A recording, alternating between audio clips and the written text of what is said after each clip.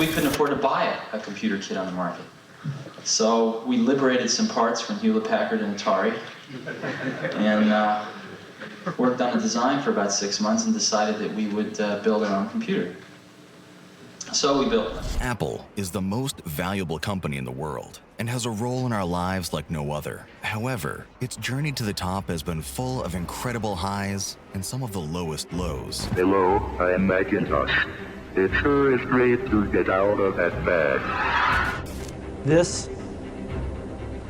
is iMac. And we are calling it iPhone. To report, unfortunately, that Apple is confirming that Steve Jobs has passed away after a battle with pancreatic cancer. The tech giant is facing multiple lawsuits after it admitted that it slows down older models. The antitrust regulator for the EU said Ireland had given Apple a sweetheart tax deal for well over a decade. An exhausted workforce, people sleeping on their breaks, others falling asleep as they work. Today, we're excited to extend our services even further. Now to a major milestone, Apple becoming the first publicly traded company in the world to hit $1 trillion in net worth. And that is a $2 trillion milestone. Apple's market cap crossing that incredible level for the first time today. Apple was founded by Steve Jobs and Steve Wozniak in 1976 and began as a company targeting hobbyists with basic Git computers. What started as a pipe dream in a California garage quickly grew into a behemoth of the technology world, and in 1984, they debuted Macintosh. We shall prevail. On January 24th, Apple Computer will introduce Macintosh. And you'll see why 1984 won't be like 1984. This advert would become a watershed moment in the history of the company and change the idea of what home computers could be. Apple enjoyed huge success, and when they went public on the stock market, Jobs and Wozniak were both made millionaires instantly. When Macintosh sales dipped, however, Steve Jobs would attempt to oust the CEO John Sculley, and the ensuing power struggle would lead to Jobs being forced out of the company that he had founded. Stephen Jobs figures heroically in the history of American entrepreneurship. At the age of 22, he founded a company called Apple Computer and proceeded to grow it into a $2 billion business.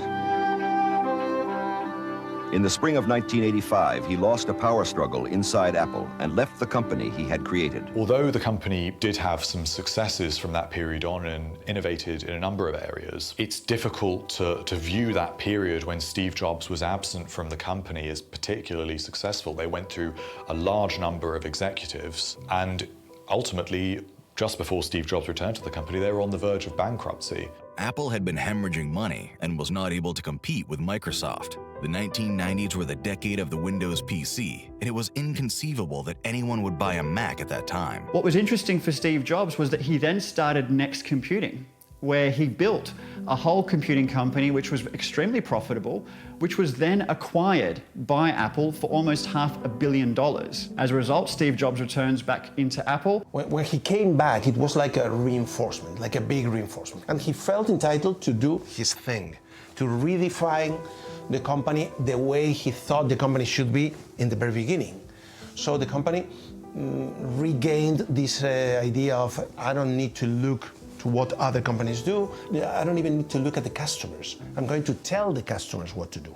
And this takes a lot of guts. Steve Jobs' return brought huge changes. Product lines were cut down, and visionary designer Johnny Ive was brought on to set Apple's design philosophy. The launch of the iMac in 1998 would become the blueprint for Apple's products for years to come. Well, today, I'm incredibly pleased to introduce iMac, our consumer product. If you think about the iMac that first came with Steve Jobs, he brought color to computing. Actual colorful looking designs on a computer was something that people hadn't really seen before. Suddenly, a computer was something that would look good and would actually look nice in a living room rather than just buried in a bedroom. Apple was on a roll and capturing the public's attention in a way consumer electronics had never been able to before. In 2001, they launched the iPod, It may not have been the first MP3 player of its kind, but it redefined the market. Suddenly, listening to music was trendy and sexy, and Apple went from strength to strength. Arguably the single biggest moment in Apple's history, however, came on a crisp January day in San Francisco in 2007. So, 3 things: a widescreen iPod with touch controls, a revolutionary mobile phone, and a breakthrough internet communications device. An iPod, a phone, and an internet communicator. An iPod, a phone. Are you getting it? These are not 3 separate devices. This is one device. And we are calling it iPhone. Today, Apple is going to reinvent the phone. And here it is. To this day, over 1 billion iPhones have been sold worldwide, and Steve Jobs and Apple have undeniably changed the world we live in. The technology that they have popularized has revolutionized the modern age and reshaped our relationships with each other and our environment. From smartphones to smartwatches, earbuds to computers, millions of lives today are enhanced and affected by Apple products. It's difficult to look at Apple and all that it has achieved and say that it has not left the world better than it found it.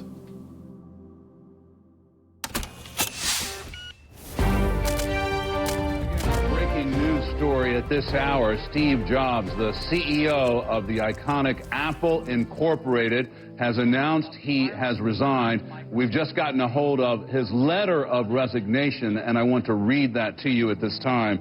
It says, "I've always said that if there ever came a day when I could no longer meet my duties and expectations as Apple's CEO, I would be the first to let you know. Unfortunately, that day has come. I hereby resign as CEO of Apple." Steve Jobs' resignation was a shock to the world and left huge shoes to fill. The visionary leader who had steered Apple's design and marketing strategy for so long was no longer at the helm. There may be this fear that, Apple is going to implode.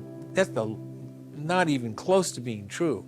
This is one of the most well-run companies in the world, with one of the deepest benches, with one of the largest cash reserves. And if anything, I actually expect Apple to be a stronger company going forward, not weaker. I think Apple's kind of built their client base and their cult of Apple, shall we say, and I don't think that it's going to do too much. Apple's excellent PR machine ensured that the public were never aware of what was going on behind the scenes. But Jobs' resignation was a sign of his losing battle with cancer, and just 6 weeks later, news broke that shook the world.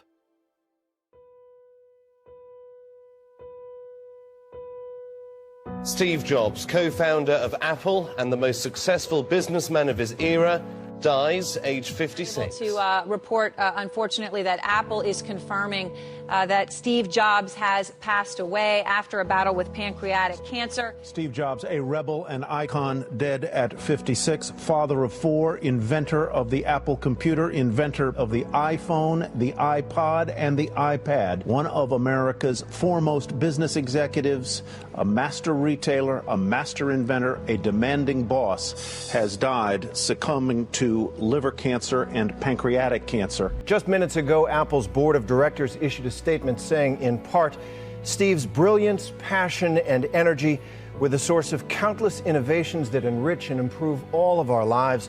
The world is immeasurably better because of Steve. Steve Jobs' death marked the end of an era. Apple was his life's work, and countless questions surrounded the future of the company. Before he died, Jobs wanted to protect his legacy, and so he hand-picked his replacement, Tim Cook.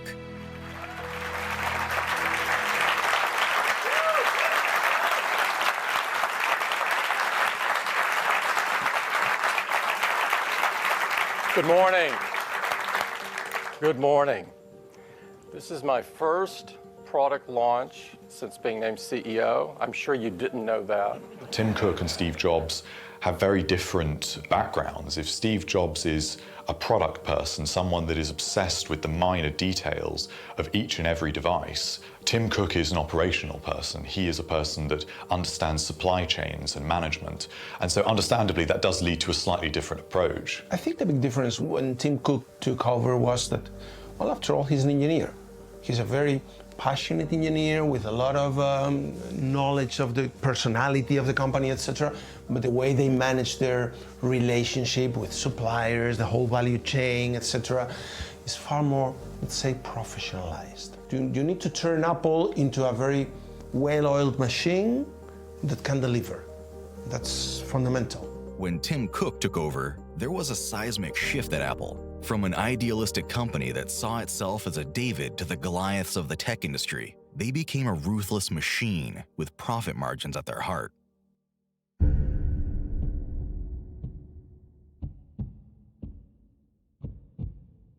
In 2010, experts began to notice a worrying change in Apple's financial reports. They had suddenly stopped making all of their money in the U.S. And we turn to a side of the tech revolution that rarely gets attention.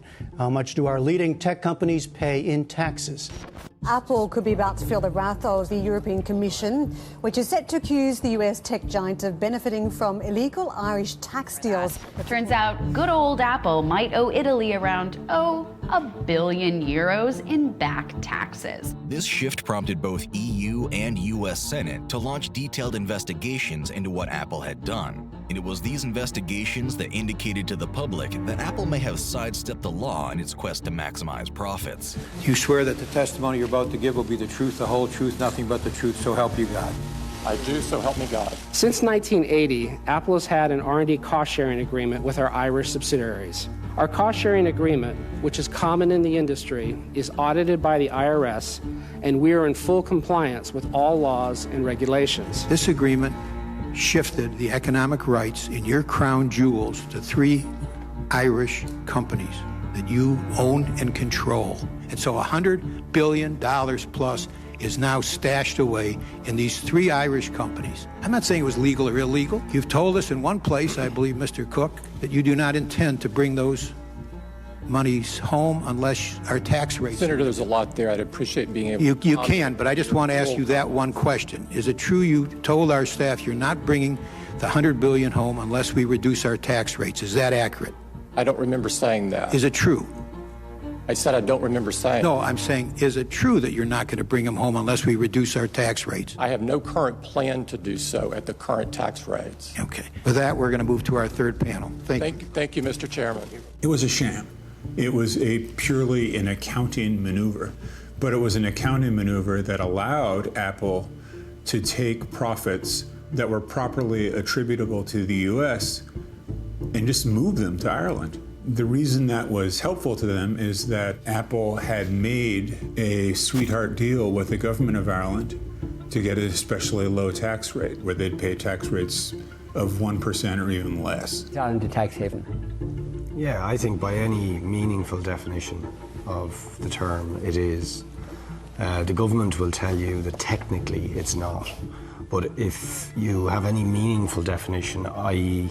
a country which facilitates aggressive tax avoidance by big multinationals such that they end up paying tiny amounts, virtually no tax on their enormous profits, then we are a tax haven. Apple had been shifting billions of dollars of profits to Ireland and paying little to no tax thanks to their sweetheart deal. But the EU ruled that this deal was in fact illegal state aid, and they dealt severe repercussions. The European Commission has today adopted a decision that Apple's tax benefits in Ireland are illegal. Apple now have to repay the benefits worth up to 13 billion euros plus interest. These companies would say they're doing everything they can within the bounds of the law. Our tax laws are the way they are almost entirely because of a relentless lobbying effort by companies like Apple. Some of these laws have been essentially written by the companies themselves. Like, they'll give the statutory language to members of Congress and say, this is what we'd like. Companies like Apple have special access to Congress, have special access to the process of changing laws. That doesn't make them above the law, but it does mean that they have the capacity to effectively change the laws in ways that they like. And that is profoundly disturbing. Really, what it means when $47 billion of tax that Apple should be paying doesn't get paid is, it's got to come from somewhere else. With the United States facing a record deficit, Barack Obama has unveiled a $3.7 trillion budget with spending cuts and tax hikes at its core. We're going through the budget, program by program, item by item, line by line, looking for areas where we can save taxpayer dollars. Meanwhile, the U.S. administration has announced significant budget cuts. The agencies facing cuts, the Environmental Protection Agency, the State Department, the Agriculture Department, the Labor Department, Health and Human Services, and the list goes on and on. In the long run, that's what's happening.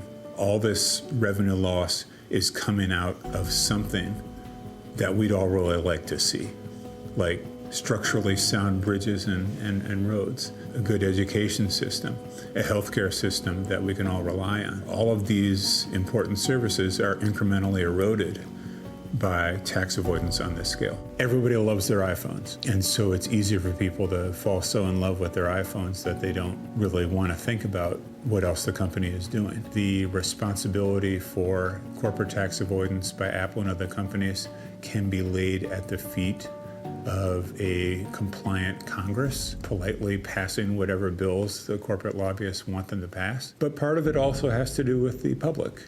And we need to get to a place where voters care enough to find out whether the companies they're patronizing are really good citizens of the world.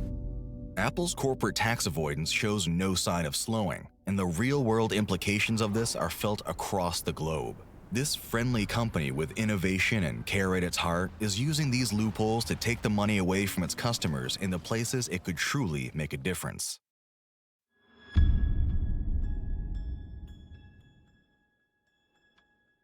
It's funny, I remember when I moved here, I actually thought I was going to sort of cover the downfall of Apple. And like a lot of people, I figured, the iPhone was pretty saturated, right? Anyone who wanted a smartphone had one at that point.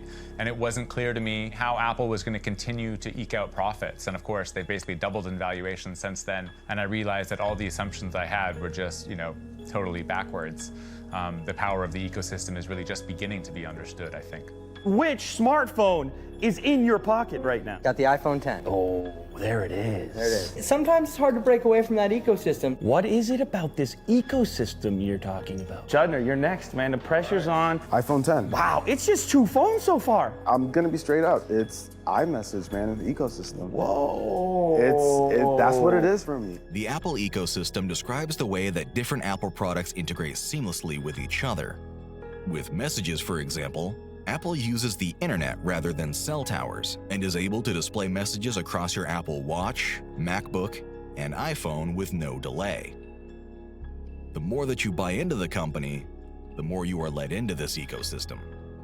The Apple ecosystem is designed in a way that everything must go through Apple. Now, whether it's apps, whether it's services, or even the way that currency is transferred through Apple devices, Apple potentially takes a cut from everything that happens. When you think about apps that you buy on the App Store and you may be paying $2 or $3 for that application, not all of that goes to the developer. Apple takes a piece of the pie along the way. This comes from music, this comes from their iBook store. In every facet of Apple, there is something that they do capture along the way. What Apple has done very well, to their credit, is that they're holding suppliers within that agreement, within that ecosystem. Apple knows that it has a captive audience in its ecosystem. So if the new iPhone doesn't feature that many improvements, it's hard luck because you're going to buy it anyway. If you don't like the fact that the MacBook Pro has fewer ports than it did years ago, it's tough luck because you're going to buy one anyway. You could be sort of happily locked in a sense, right? I mean, it's nice when your Apple products work seamlessly together. The trouble is some of the antitrust implications there, wherein, if I want to use a smartwatch that's not Apple, it doesn't work as seamlessly with Apple. And it's not just because they're different systems, it's that Apple actively makes it difficult for other products that aren't Apple to work with the iPhone. Today we're announcing Apple Music, the next chapter in music, and I know you are going to love it. It will change the way that you experience music forever. Apple's both the gatekeeper to its ecosystem and it makes products for that ecosystem, right? So Spotify has complained for years that, Spotify has to pay 30% of fees to Apple when someone signs up through the iPhone. And then Apple comes along, basically takes Spotify's idea of streaming music platform, introduces its own, gives it a higher ranking in the App Store, calls it music. So there's lots of instances like that where Apple is a competitor and a gatekeeper to the App Store. And there's a conflict of interest there that just favors Apple to some extent ever so slightly, and to some extent in a way that can feel existential if you're a developer. Thank you for the opportunity to offer testimony. At Apple, we make ourselves a promise. As Steve put it, we only make things that we'd recommend to our family and friends. You can try to define this difference in a lot of ways. You can call it the seamless integration of hardware and software. You can call it simplicity of design or a great ecosystem. All of those things are true. But if you want to put it simply, products like iPhone just work. Let me ask you this. Apple requires all app developers to use Apple's payment processing system if those developers want to sell their goods or services to Apple users through Apple's App Store. Isn't that correct? That is correct, because it's by processing payments for apps that you allow into the App Store, you collect their customer data and you use that data to inform Apple as to whether or not it would be profitable for Apple to launch a competing app.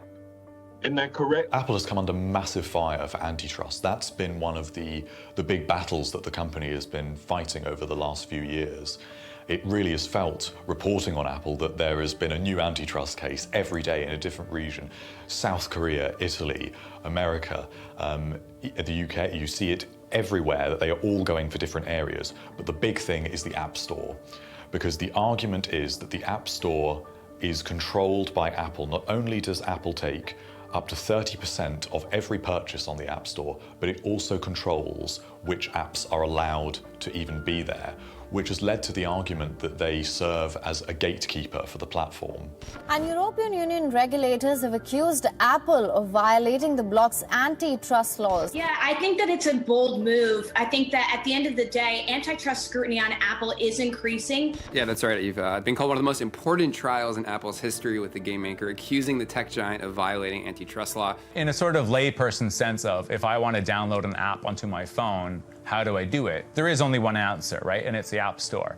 And I think we've become so, normalized by that being the case. And, it's clearly about Apple taking a 15 to 30% cut. Where Apple can really make money is a proliferation of services. And services mostly are done by third parties. And so the more and more of those apps that there are, the more and more revenue that Apple's able to make. And again, you can just find all kinds of apps. I looked up photo editing app today and I found one that was all about body image. So you take a picture of yourself and then you can slim away the fat and make yourself look better and everything. It's certainly something that Apple would say, we're against that sort of thing. And yet there it is on the App Store. It's been approved. It costs money and Apple's taking a cut.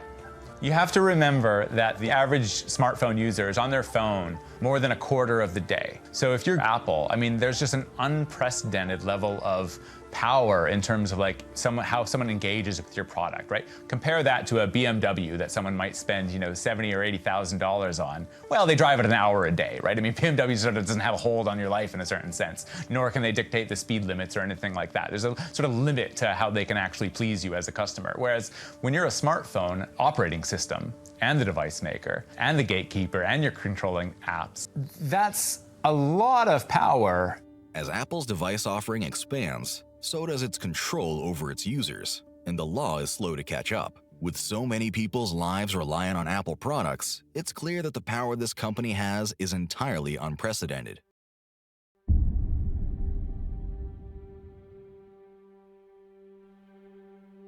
Over the last few years, technology has enveloped the entirety of human life. All of the information about someone's career, health, and relationships is now stored on their phone, and the security of that phone is fundamental to the human right to privacy. Someone once said to me about Apple that at one point they were like a cute kitten, adorable, and this was a small company. We're thinking back in the 90s when Apple was fighting against Microsoft.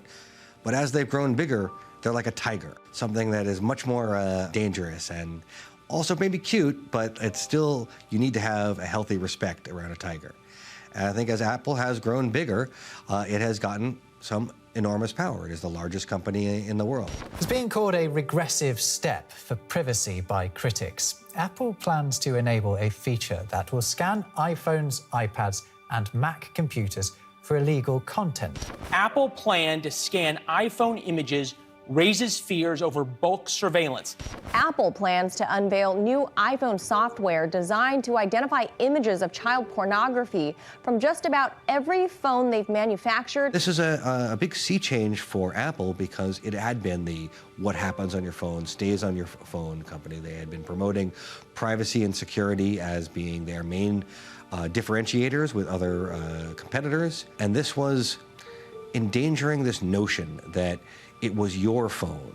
Now, the biggest danger of this is that they may face pressure to go beyond the child sexual abuse material that is the initial focus of this, because so many countries out there want to scan for more. They want to scan for anything that could be dangerous to their regimes. And we've seen this in a number of countries where they have laws on the books saying that companies have to find and eliminate things they don't like. The Kremlin says that many of those involved in protest against the jailing of opposition politician Alexei Navalny are hooligans and provocateurs. In September 2021, both Apple and Google were pressured by the Russian government to remove certain apps from their app stores. These apps were from opposition parties, offering advice on how to best vote to remove Putin. Apple and Google both complied. Well, if a local law says, well, you got the scanning mechanism and we need you to expand what you're scanning about, then Apple's going to have to face a choice about whether it wants to continue doing business in that market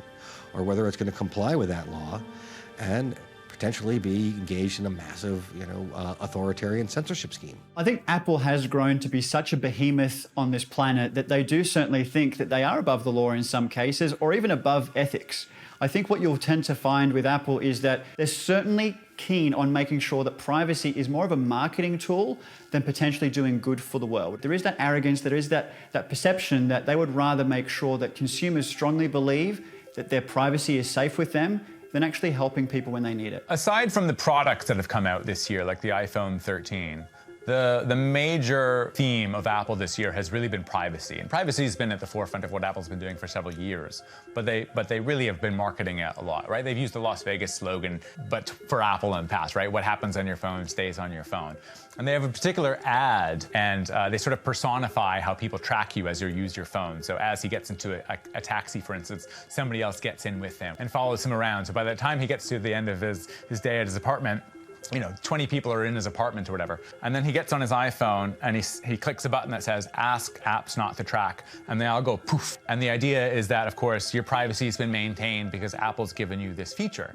But in a sense, you can tell that it's not going to be as anything like that in the digital experience just by the nature of the words that they use, right? So if it was that simple, it would be, do you want to enable tracking, yes or no? But actually, the answers are ask app not to track, right? Not don't track or, not allowed to track, but ask the app not to track.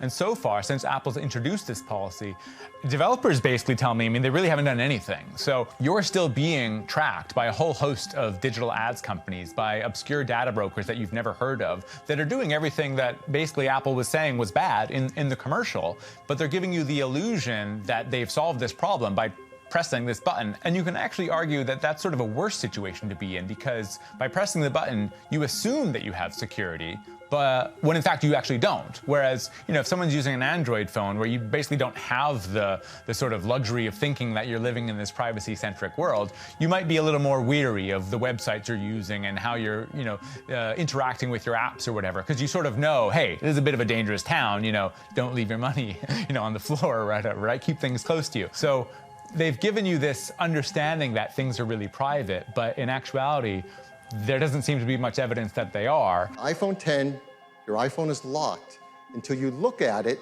and it recognizes you. Nothing has ever been simpler, more natural, and effortless. We call this Face ID.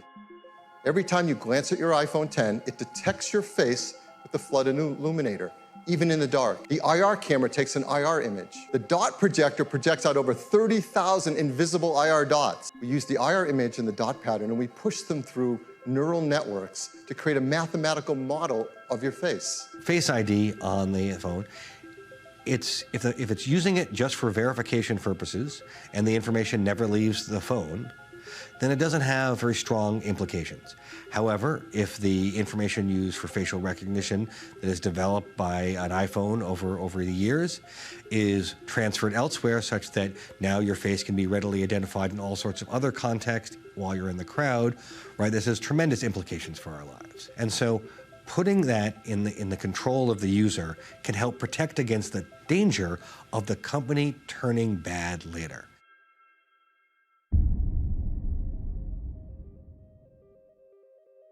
For many years, there was a myth in the technology community that when a new iPhone was released, older iPhones would get slower. Users theorized that this deliberate ploy would trick people into buying a new device they didn't need. Whilst this had been suspected for a long time, benchmark tests in 2017 proved it was in fact true, and that Apple intentionally slowed down their older phones. I'm so sour on Apple because of what they did with the batteries.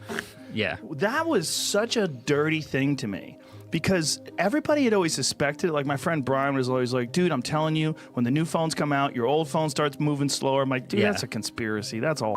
But then when I found out that it was real, I was like, you. The problem was the way they didn't tell people. Like, they could have just avoided like the whole PR, whatever you want to call it, by just telling people, look, this is what we do when your phone's getting older. We need to preserve either the CPU or the battery. They didn't tell us until people started suspecting things and they had to make a statement. And then it looked kind of dirty and like hidden. I don't buy it. Yeah. I think it's a trick to try to get you to buy new phones. There's no way they didn't think about that. Yeah, of course There's they no thought chance about they it. didn't think about that. We'll focus now on a sneaky strategy used by some manufacturers to keep consumers buying electronics. It's called planned obsolescence. On a eu un problème avec plusieurs iPhones qui ont été victimes d'une mise à jour qui a été demandée, voire harcelée par Apple pour l'implémenter, sachant que cette mise à jour allait ralentir les fonctionnalités du téléphone. Par exemple, je me souviens que des témoignages comme quoi le clavier ne fonctionnait plus ou les applications étaient très lentes ou ne s'ouvraient plus. Donc le téléphone était quasi inutilisable. Et justement à ce moment-là, il y avait un nouvel iPhone qui sortait. Donc c'est vraiment ce sujet qu'on a mis devant de la table et qu'on a proposé au procureur de la République en France de juger pour obsolescence programmée ou au moins pratique commerciale trompeuse. Following this court ruling, Apple was fined more than $27 million for the intentional slowing down of older iPhones. Je crois que la sanction financière qu'il y a eu en France, elle est quand même importante, mais elle n'est pas suffisante au regard du géant d'Apple. Bon, cette sanction a été appliquée dans d'autres pays. Donc une fois cumulée, ça commence à faire beaucoup d'argent. C'est sûr que quand on touche au business model ou en tout cas à la rentabilité d'une entreprise, c'est un bon moyen de les influencer. Mais certainement ce n'est pas suffisant parce qu'ils font peut sûrement encore plus d'argent avec ce modèle qui ressemble à de l'obsolescence planifiée. A fundamental part of Apple's business model relies on its customers buying new devices. So, to an extent, this planned obsolescence is unavoidable. There is a coming storm with this because it doesn't fit with Apple's current philosophy of trying to limit its impact on the environment, trying to reach net zero by 2030. I think it's important to make products repairable and to give customers a way to do things with their products or modify them, but it goes against the Apple credo, which is we control the experience. So if we control the experience, we don't want you to take your Apple product someplace else. The problem with the Apple credo is that it's, well, paternalistic to the extreme. Okay, you can't do this because it will ruin your experience. No one else can do it except us. In the old days, when something broke, we fixed it. These days, it's more like we're in a fix. Today's gadgets are either designed to be unfixable by the average person or by anyone at all. For years, Apple have made their devices intentionally difficult to fix, citing safety concerns and the need to protect trade secrets. However, recent years have seen a growing discontent over Apple's stubbornness, culminating in a whole host of potential new legislation on the verge of being passed around the world. I'd now like to go to House Bill 1124, Delegate Feldmark. Good afternoon, Mr. Chairman, Madam Vice Chair, committee members. For the record, I'm Delegate Jessica Feldmark. I'm pleased to be here to present House Bill 1124. House Bill 1124, Right to Repair, would allow consumers to exercise the full rights of ownership over the products they purchase, including the right to repair those products. I am Emily Ranson with Clean Water Action, and we have submitted testimony that many other environmental groups have signed on as well. If Marylanders were able to hold on to our phones for just one more year on average, it would reduce the climate pollution equivalent to taking 11,000 cars off the road. On the one hand, Apple is talking about what a wonderfully environmentally great company they are, and they've got their fancy new spaceship campus with solar panels on the roof. On the other hand, manufacturing these products is incredibly environmentally destructive. It's a huge amount of fresh water that's destroyed in the process of making these phones. It's a large amount of carbon that's emitted in the atmosphere. It is an incredibly resource-intensive process to manufacture a new phone. So far and away, the environmental imperative is if we have manufactured something, we should use it for as long as possible. We need to get the maximum utility out of it. And so Apple, on the one hand, is saying, we're this very green company. On the other hand, they're doing everything they can to artificially shorten the lifespans of their products. Apple is making the best decision for themselves, and they're making a decision assuming a kind of low level of competence and intelligence across the population. Of course, you can't put a new battery in yourself. If you're not smart enough, you're not competent enough, you might hurt yourself. Apple is not looking out for us, they're looking out for themselves. Hello, my name is Sam Mensimer. I'm 16 years old. I'm a junior in high school. I have run an electronics repair business in Washington, D.C. since I was 12. I actually have a quote here from Apple that they responded to this saying, it's unsafe for people other than Apple authorized service providers to replace their batteries. I've been replacing batteries in iPhones since I was 12. I'm still here today. Got an iPhone right here. You can just pull there's some screws in here. You take the screen off, you pull some tabs out, and the battery comes out. I don't see how that's unsafe. I'm trying to see now, I'm almost thinking this bill's getting bigger than what we're talking about now. About, customer repair. Like, this is almost like going after a business model that Apple has set in place. If you want to buy an iPhone, you want their technology they have, then you're going to have to use compatible Apple earbuds, compatible charging stuff. But it kind of that's their business model, what they set in place. The strategies Apple has employed to keep its customers buying devices have been replicated by technology companies across the world, but it's not the phones that have an expiration date, it's the batteries within the phones. Well, imagine if we had to do this with cars. If when the tires on your car wore out, it was, well, I guess it's time to go and buy a new one. None of us would put up with that, but we do with a phone. And I mean, the battery in your phone lasts 18 months to 2 years tops, and then you need a new battery. We should be replacing our batteries 3 times before we replace our phones, but that's nowhere in the user manual for an iPhone. Instead, it's, hey, yeah, maybe yours is old and slow, but look at the shiny new one that we've got.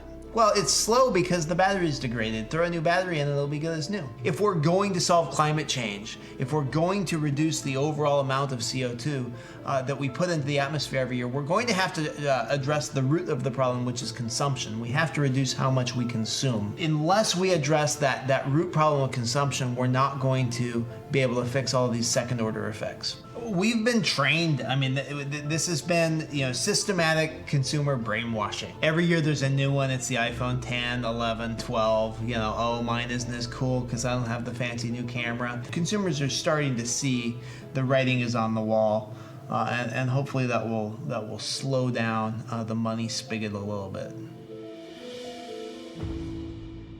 The right to repair movement has been sweeping the world, and new laws are close to passing in dozens of countries. But this movement poses a huge threat to Apple's business model, and Apple's influence in governments is still significant. The Environment, Energy, and Technology Committee of your Washington State Senate in our constitutional republic, come to order. Okay, great. We're going to begin with the public hearing on Senate Bill 5799. Good morning, Mr. Chair and members of the committee. I am Charlie Brown. I'm here today on behalf of the Consumer Technology Association.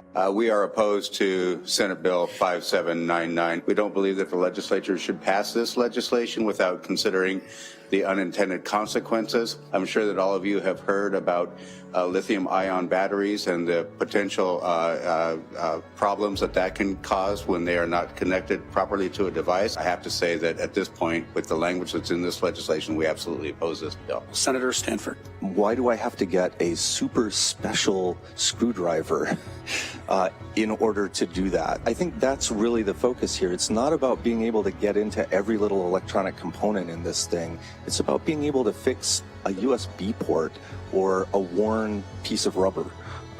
So could you talk about that? We recognize that this is an issue that many members of this body are concerned about, but at this point, this is not something that we think that this committee nor the legislature should move.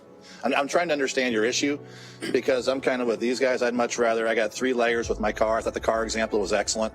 I can take it to the dealership and get it fixed. I can take it to my non-dealer repair shop who's certified, or I can take it to my neighbor Eddie and have him fix it, right? So I have all 3 layers that I can go through with my automobile, and I can make the decision that's best for me. So unless you guys can show like a real risk to copyright infringement and digital theft, privacy, those types of things, I don't really understand why we wouldn't let everybody have a crack at fixing my phone when it breaks. That's the part. I do understand if you can prove a real threat to your intellectual property. I'll just briefly address this. Thank you for that, Senator. I do want to say our products that my technology companies are working on are meticulously designed, and they are using the highest caliber parts. And I would love to follow up with you. Do I own this phone? I mean, it sounds like when I buy it, my intention, my understanding was I pay you money, it's now mine. But it sounds like there's some lasting commitment where, am I renting it from the company? Like, why do I have some obligation back to you? How is this relationship different than when I buy other products in the marketplace? There are some. So let me just interrupt you there. We need to wrap up this panel. We need to move along. But I do encourage, I hope you can hear that there's a lot of support for this broad issue. With that, concludes our public hearing on Senate Bill 5799. You have the most profitable corporation in history of humanity, and you've got a lot of lawsuits that have been successfully chipping away at it, but they're not stopping the juggernaut. The only way that we're going to see systemic change, the only way we're going to see Apple's behavior change is if we get laws passed that force them to change. And Apple has lawyers at every step of the democratic process working to preserve this juggernaut of obsolescence that they've built. And so trying to dismantle that systematically has been very challenging. It's taken us a long time to get to where we're at, where we have legislation just about ready to pass. And I'm optimistic, but I also am realistic about the amount of money that is arrayed against us.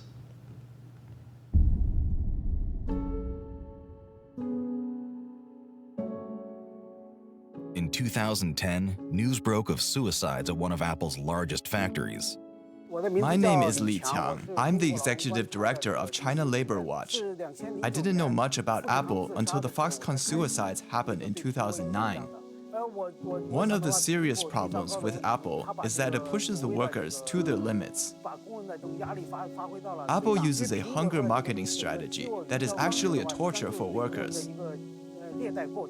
Their marketing usually starts in September, which needs a lot of production, and it goes till November, 3 months in total. There were reports of people forced into working 20-hour days, chemicals being used that caused irreparable damage, and grueling conditions for those working the assembly lines in these Apple factories. It needs a lot of workers, and they have to work overtime to complete it. Whereas in the off-season, from December to June of the following year, it has the factories fire a lot of workers, so many workers lose their jobs. This is how it goes. So the workers are under great pressure. During peak season, they work 11 to 12 hours every day, 7 days a week. A lot of workers are not allowed to ask for leave. If they can't get a day off, some worker death cases show that some died of a cold, or inflammation, or common sickness. I think all the factories of Apple's supply chain are using forced labor like Foxconn and GNDC. This forces the workers to continue working in the factory, otherwise they are not paid at all. And of course, Apple benefits from it. When Apple is rushing orders, that is when consumers like you and me are going crazy to buy Apple products in a short period of time, and it's the workers that have to pay the price for it. The workers are forced to work in factories instead of getting their wages. I think it is something that consumers should be more aware of, simply because I think, in a sense, we're all in the plague pit with it. Everyone's hands are dirty, so there's no escape from it. I don't think Apple has done anything. They just do a lot of PR instead of supporting the workers. But they are fully aware, as are the investors who are profiting from this process. I feel very bad that Apple, acting as a prestigious company, is lying all the time. Apple's lies are terrible. But what's worse is they distort facts that are clearly true for their own profit. Although Western consumers like to think that they are morally virtuous in some areas, you need only really look at some of the conditions in these factories that are being paid for out of our pockets to know that we're perhaps not as virtuous as we think we are. It actually gives the workers a very bad impression. As we all know, Apple is an American company which calls for human rights. But quite a lot of its workers in China are college students and the young generation. They have worked at the factories of Apple's supply chains, and they are hostile to the Western world. Why is that? Because companies like Apple mistreat them in factories in China. So, although Apple's impact on Sino-US relations is indirect, it has responsibility for it, and a lot of consumers are not aware of that. So it's to some extent something that they can't get away with. The toxicity of so many of our supply chains across so many areas is so bad that it's an issue that will not be fixed through boycotts. Basically, there's nothing or very little the consumers can do. So I don't think the consumers should take the responsibility, but the US government or the Western governments should do. Only those governments have the power to force Apple to change. Without any outside intervention, Apple would not change anything because it is a profit-oriented company. Apple's labor record continues to cause concern for human rights investigators on the ground in China. So why isn't this still making headlines?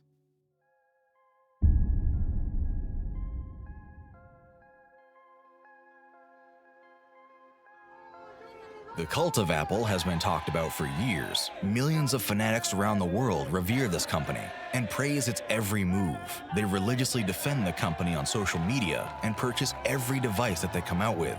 And this is no accident. Apple has been quite astute at understanding early that there is something that we might call religious about the way we use technology. And it's almost baffling that other companies didn't work that way, right? Like we don't think about like a PC with that sensibility of like awe and delight, you know, that we're gonna open it and it's just gonna pop on and we're gonna feel feelings. We don't even expect it. And I think one of the things that Apple did really early and consistently was understand that that was a space you could aim for and feed it, right? Sometimes quite explicitly through like Apple evangelists who would work on college campuses to talk about the iMac or something. If Apple signed up today as a religion, they've already got their Mecca in Cupertino, which does look a little bit creepy in some ways, and all of their stores are their small churches. We know that when it comes to an iPhone launch day, especially in the past when people actually used to queue up for iPhones, they used to camp for days.